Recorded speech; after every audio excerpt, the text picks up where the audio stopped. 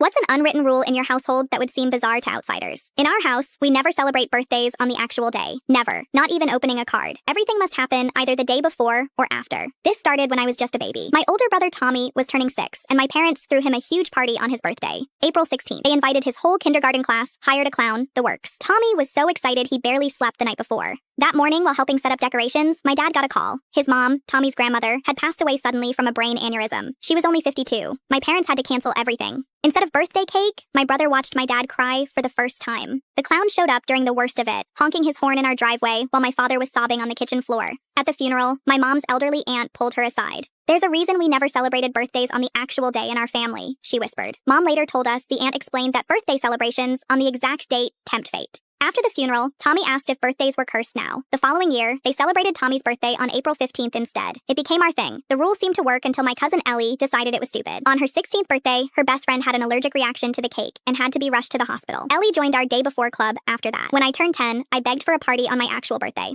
All my friends had theirs on the real day. Mom hesitated, but finally agreed. That morning, our dog Rex got hit by a car. I found him myself, lying in the road. We spent my birthday at the emergency vet watching him die. After that, we became religious about the rule. My dad, originally the skeptic, became its strongest enforcer. He'd mark our calendars with the celebration day in green and the actual birthday in red, like a warning. My sister Rachel was born when I was 12. The doctor wanted to induce labor on March 20th, but that was her actual due date. Mom refused. The doctor thought she was crazy until his equipment malfunctioned on the 20th. Rachel was born safely on the 21st. In high school, I secretly accepted a gift from my boyfriend on my 17th birthday. By afternoon, he was caught cheating with my friend in the band room. Even my dad's job interview got rescheduled from my brother's actual birthday to the day after. The interviewer had an emergency. Dad got the job. In college, my roommate thought our tradition was ridiculous. "It's confirmation bias," she explained. "Bad things happen every day. You just notice them more on birthdays." To prove her point, she organized a surprise gathering on my actual birthday. Within an hour, the sprinklers went off, ruining everyone's laptops and textbooks. Only my stuff survived because I'd kept everything in waterproof bags, a habit from years of birthday paranoia. My roommate became such a believer that she called me years later when her son's birthday party was accidentally scheduled on his actual birthday. Even my psychology professor became curious after hearing my story. The day we were supposed to present our findings, his actual birthday. He broke his ankle that morning. I once took a job interview on my birthday. The power went out, and I got trapped in an elevator for 3 hours. I didn't get the job.